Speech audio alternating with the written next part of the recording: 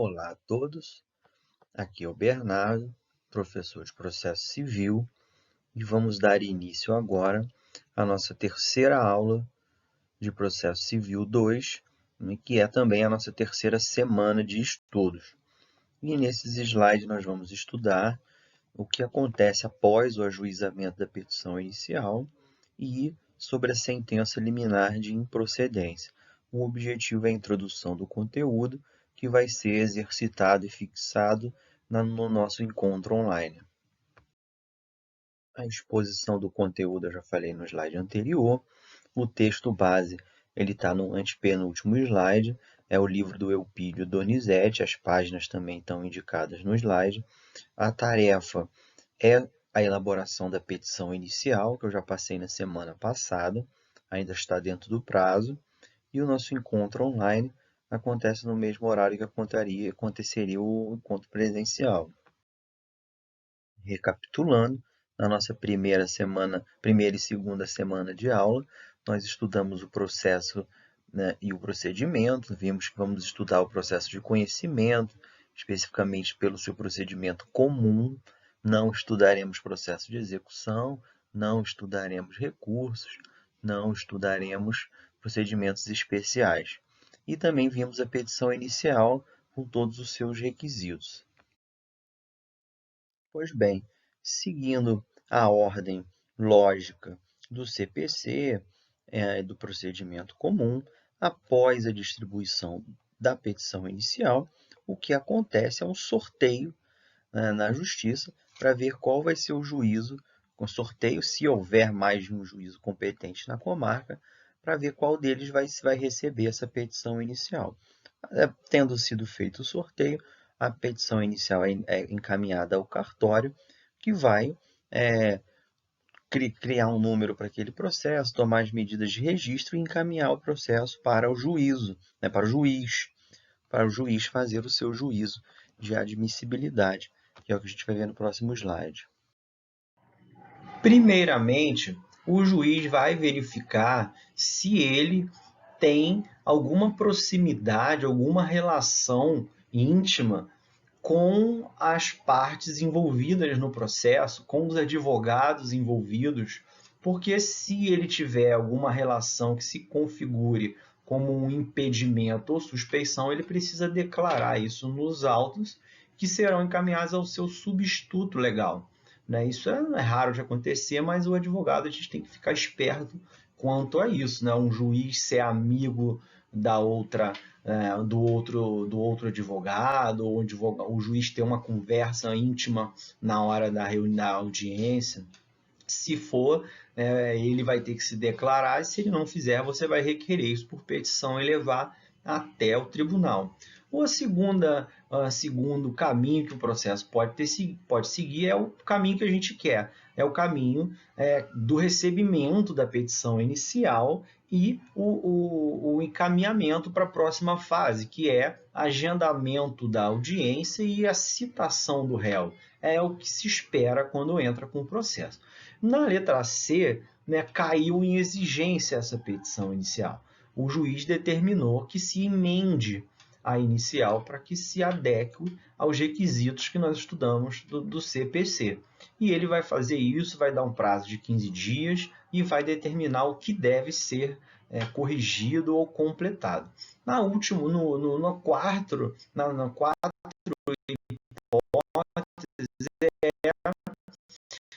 o pior cenário, que é o cenário da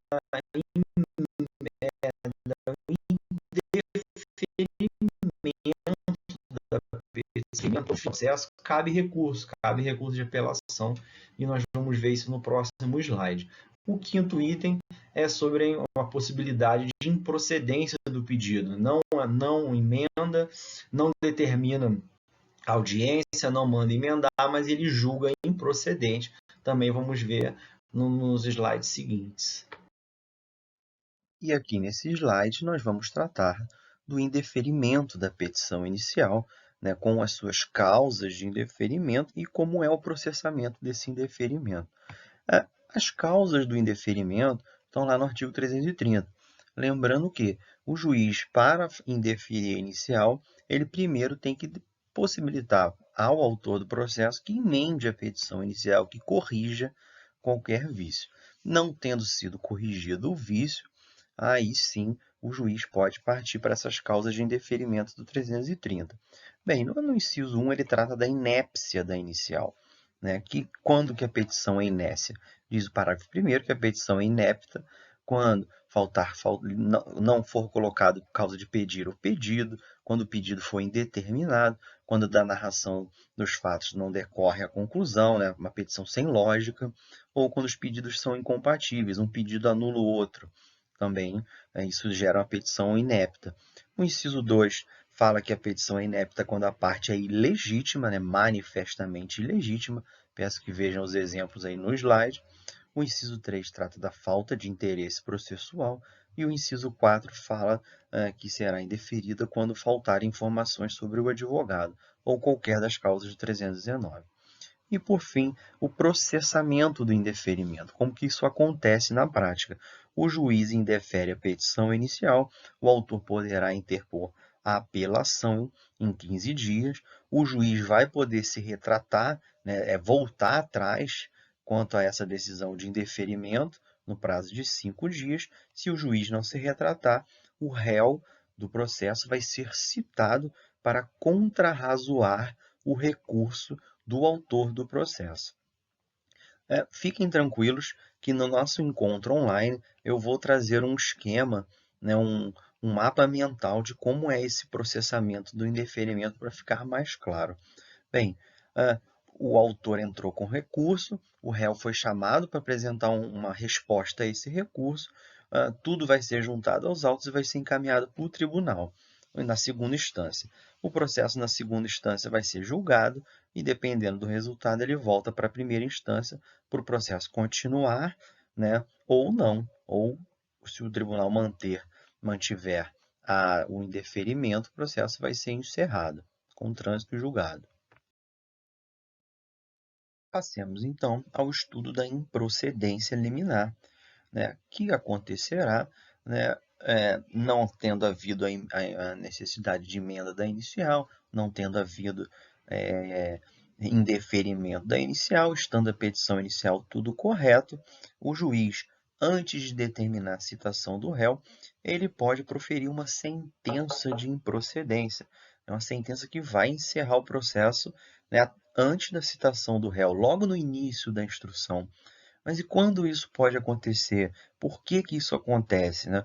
O objetivo dessa sentença de improcedência liminar, que não é um instituto muito antigo, né, do CPC, ele acontece para que ele foi criado com o objetivo de tentar desafogar o judiciário, né, porque evita que causas que já foram decididas na justiça, né, que já foram rechaçadas pela justiça, né, causas improcedentes, esse instituto visa que evite essa repetição, que essas causas continuem chegando na justiça, porque quando elas forem na justiça, os juízes vão poder julgar improcedente logo no início, né, favorecendo a duração razoável do processo, garantindo previsibilidade, estabilidade, igualdade e por aí vai.